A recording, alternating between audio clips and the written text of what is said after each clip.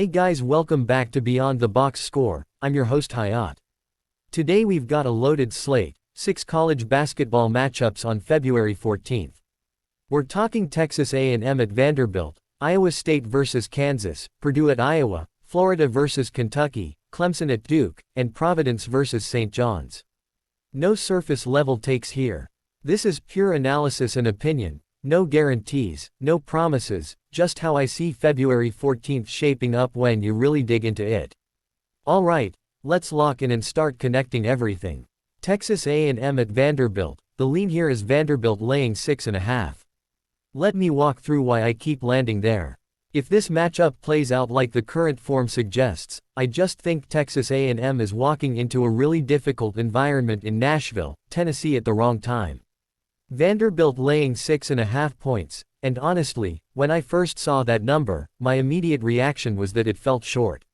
I actually would personally set this line closer to 8.5, maybe even 9.5, and when my number is higher than the market like that, that immediately grabs my attention. What connects for me is the trajectory of Texas A&M right now. This is a team that earlier in the season won damn near every game in conference play, and more importantly, they were a cover machine. And the reason they were cashing tickets wasn't just the run-and-gun style or the fact that they play at a super fast pace and score a bunch of points, it was because their defense was somewhat competent. It didn't have to be elite, it just had to hold up enough to complement that pace. But if this matchup plays out like their last 3 games, the defense has really taken a step back. Missouri put up 86. Florida beat them by 19 in their home stadium. Bama put up 100. That's not a small dip. That's a real defensive collapse against quality competition. Now you flip that over to Vanderbilt at home in Nashville, and this is where I think A&M could be in trouble. I just keep going back to what Vanderbilt has done in big home games. They beat Kentucky 80-55. They beat Bama outright at home. And they're coming off a road win against Auburn. So if this matchup plays out like Vanderbilt's stronger home performances, and Texas A&M continues to defend the way they have in these last 3 games, I see Vanderbilt being able to dictate pace more than people expect. Yes, Texas A&M wants to run. Yes, they play at a super fast pace. Yes, they score a bunch of points. But if that defense isn't backing it up, that style can flip against you quickly on the road. One path I see here is Vanderbilt leveraging that home energy, turning those defensive lapses into efficient offensive possessions, and building separation. And again, when I think the true number should be 8.5 or 9.5 and I'm only asked to lay 6.5, I'm fine laying 6.5. I expected the spread to be larger. I think Texas A&M is in trouble.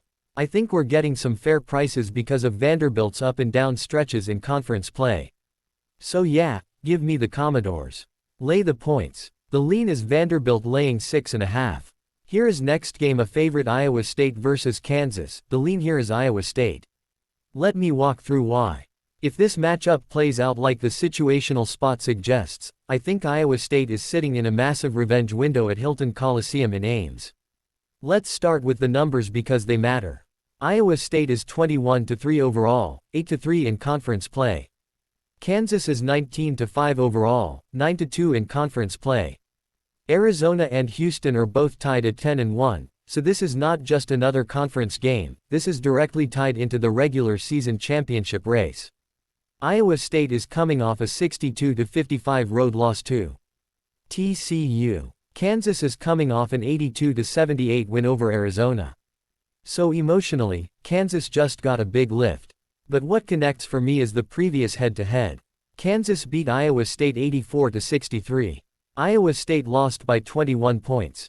And I remember Kansas was an underdog in the first meeting and Iowa State was favored in the first meeting, and normally you don't fade Kansas as a dog.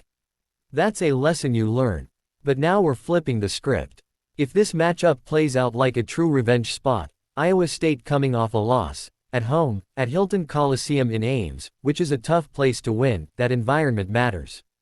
Iowa State had been drilling teams at home outside of the last game against Baylor. And now they've got Kansas, then Houston in 48 hours, and then BYU on the road. That's a gauntlet over the next 7 days. Kansas, Houston, BYU on the road. So one path I see here is that Iowa State empties the tank emotionally in this spot because this is the first step of that gauntlet. They know Houston and Arizona are later on the schedule, and they know this conference race is tight with Arizona and Houston at 10-1. Now on the Kansas side, I'll admit there were times I didn't think Kansas had it. The Darren Peterson situation, will he or won't he play, that saga felt heavy. But Melvin Council, Trey White, and Flory Bidunga have stepped up in Peterson's absence. With or without Peterson, Kansas has been formidable. And Kansas catching points is never comfortable to go against because normally you don't fade Kansas as a dog. But if this matchup plays out like a true bounce-back spot for Iowa State, coming off that 62-55 loss to TCU, remembering that 84-63 loss, remembering losing by 21 points, in front of their home crowd, I see urgency. I don't think it's a blowout. I don't think it's a return blowout. But I do think this is probably a 9 or 10 point win. Something like 80-71. That feels right to me. So what connects for me is revenge. Home court at Hilton Coliseum in Ames, Iowa State coming off a loss, Kansas coming off an emotional 82-78 win over Arizona, and the tight race with Arizona and Houston at 10-1. Kansas was an underdog in the first meeting. Iowa State was favored in the first meeting. This time, I think the spot flips. I think Iowa State comes out focused, aggressive, and controlled. So yeah, I'm rolling with Iowa State. The lean is Iowa State. Now we have next game a good game Purdue at Iowa, the lean here is Iowa. Let me walk through why. If this matchup plays out like the recent form and the situational spot suggests, I think Purdue is walking into Iowa City at a really tricky time. Purdue is laying 1.5 points at Iowa, and that immediately makes me pause because in their previous game versus Nebraska they were catching 1.5 points against Nebraska. That game was wild. I was on Nebraska in that spot, and Purdue pulled it out, but they almost gave it up late once again. That's the part that sticks with me. Once again they almost gave it up.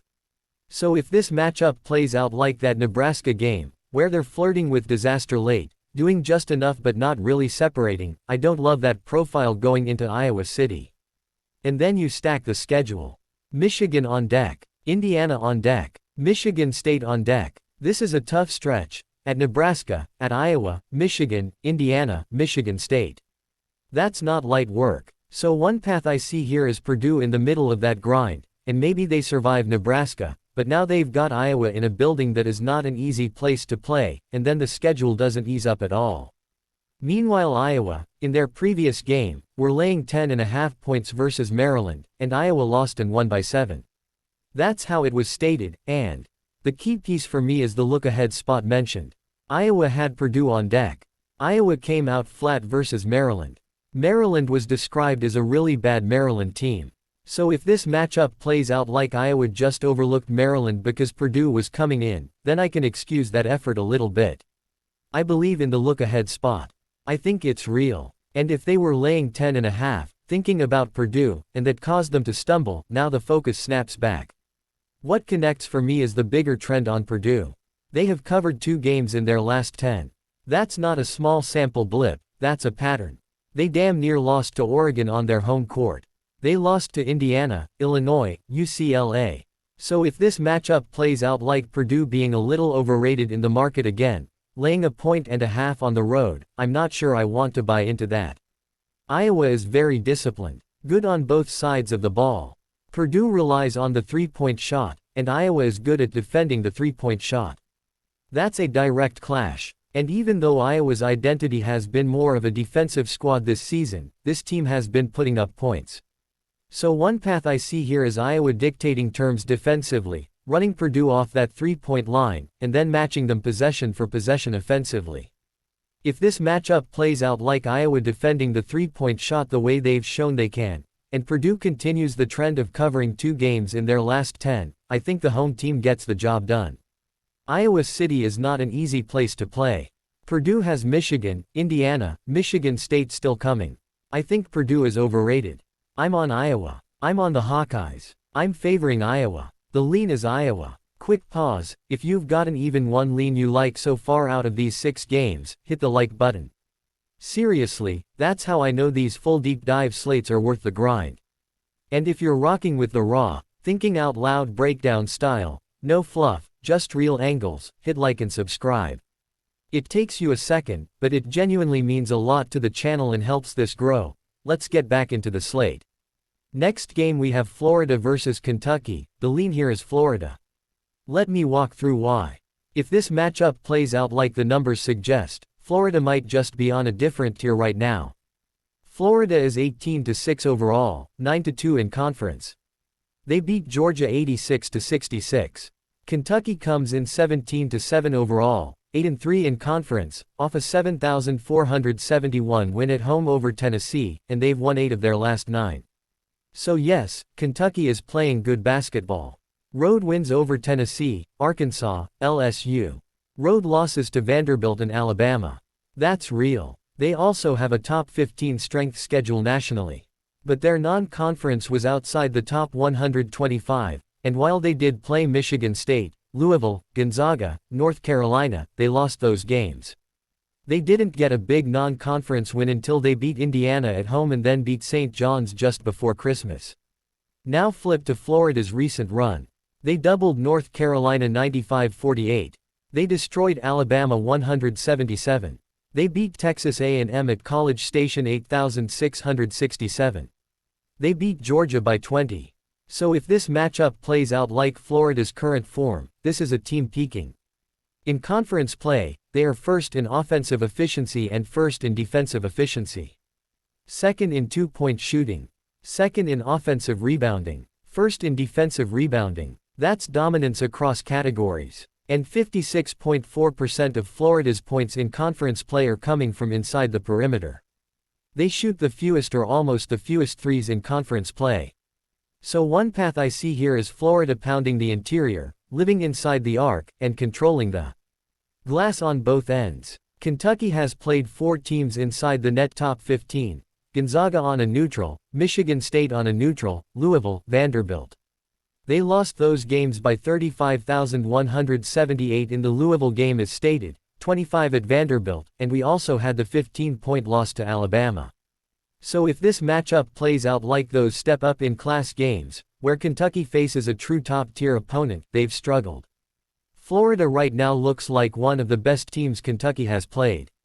Maybe the best. What connects for me is that combination of first in offensive efficiency, first in defensive efficiency, and that 56.4% interior scoring profile against a Kentucky team that has shown cracks when the level rises. I think there is a reason the line is where it is. I think Kentucky is in trouble here. Florida looks like they haven't skipped a beat. I'm rolling with Florida. I'm rolling with the Gator. The lean is Florida. Next game we have Clemson at Duke. The lean here is on the under and taking Clemson plus the points. Let me walk through why. Alright, Clemson at Duke, Cameron Indoor, and Duke laying 11.5 with a total set at 133.5. And the very first thing that hits me, like immediately, is that total. First instinct, rip the under.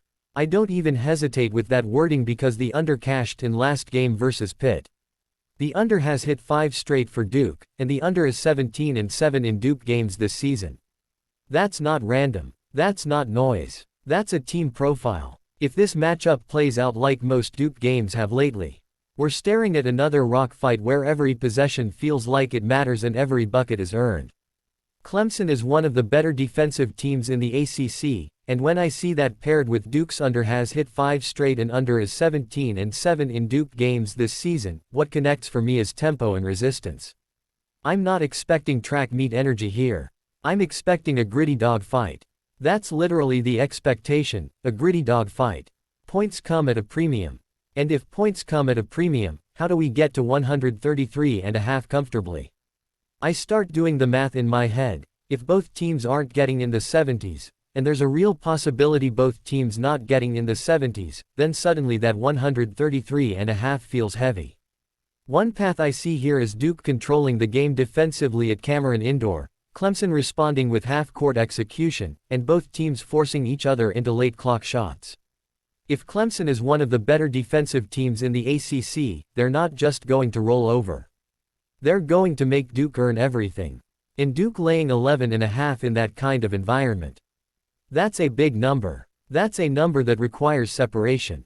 That requires runs. That requires maybe a 10-0 burst somewhere, and in a game where points come at a premium, those bursts are harder to create.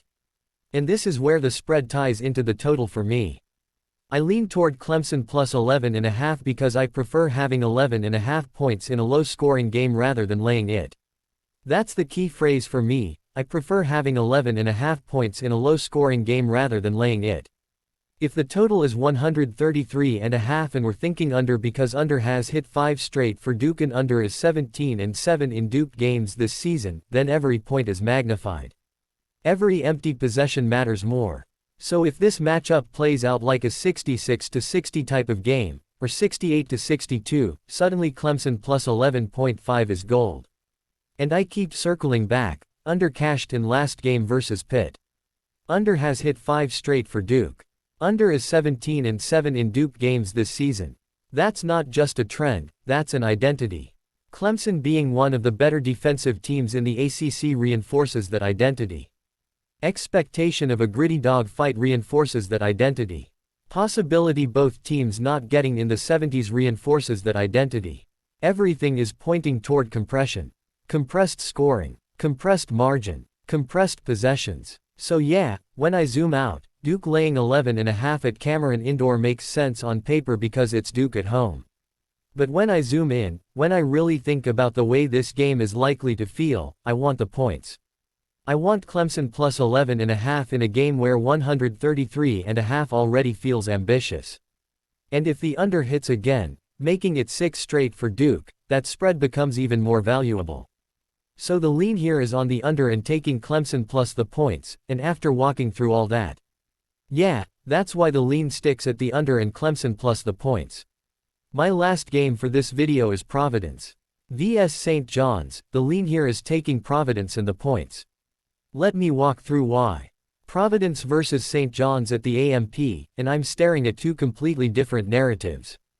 Providence is 11-4 on the year and 4-10 in conference play, and St. John's are winners of 10 in a row. So the surface level story is obvious, right? One team grinding through conference play at 4-10, the other ripping off 10 in a row and sitting in the driver's seat in Big East alongside UConn. But when I slow it down, when I actually dig into the details, I start seeing layers. Providence just had an 87-80 loss to Seton Hall. St. John's just had an 8,782 overtime win over Xavier. That overtime piece matters to me.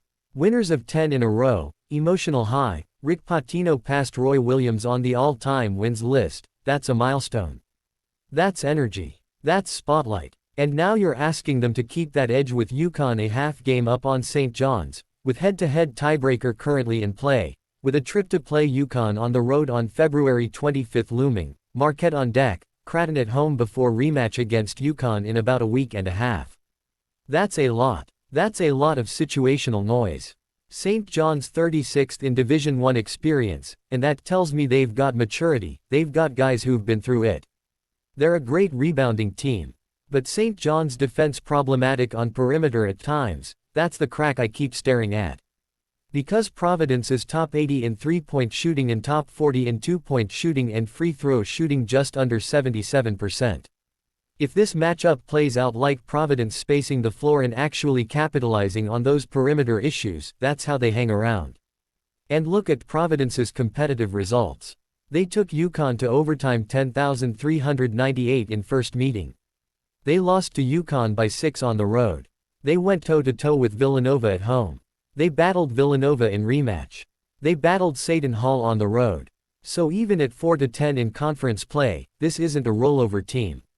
One path I see here is Providence doing exactly what they've done in these spots. Drag the game into the mud, make it late, make it tight. And the head-to-head trends are screaming at me. Providence covered 5 straight head-to-head in series. Providence win over St. John's on January 3rd. And then you look at the margins in recent matchups, 2-point win for St. John's in back-to-back years, 3-point win for Providence, 2-point win for St. John's, 5-point win for St. John's, wins by 3 and 4. That's not dominance. That's coin flip basketball. That's possession by possession basketball. So when I line that up with St. John's winners of 10 in a row and in the driver's seat in Big East alongside UConn, with UConn as a half game up on St. John's, With all those scheduling spots, Marquette on deck, Creighton at home before rematch against UConn in about a week and a half. I start thinking about focus. I start thinking about margin. Did they just need to win? Or did they need to blow Providence out? Because if this matchup plays out like the history says, 2-point, 3-point, 5-point games, then taking Providence and the points makes sense. Providence being top 80 in 3-point shooting and top 40 in 2-point shooting with free throw shooting just under 77% gives them offensive pathways.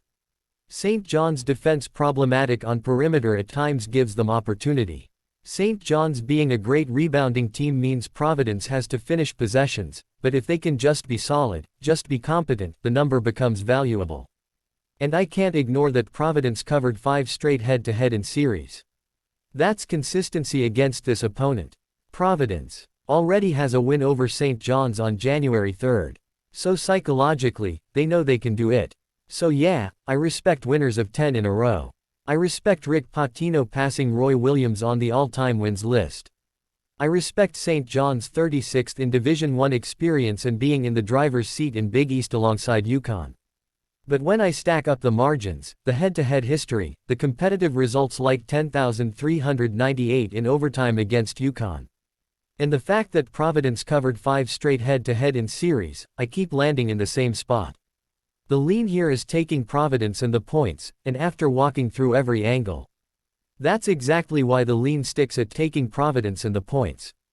Alright, that wraps it up for 6 matchups in this video on February 14th. As always, this was analysis and opinion only, nothing guaranteed. Just me working through how these spots could play out if the tempo, the travel, the revenge angles, the look-ahead situations, and the efficiency numbers all connect the way they look on paper. I'm really curious how you're seeing this slate because there are some tight spreads and some big narrative games in here. Drop AZ in the comments and tell me which matchup you're circling, or if you're fading me somewhere, I want to hear it. More breakdowns coming soon, same raw format, same deep dives, same beyond the box score energy. Let's keep building.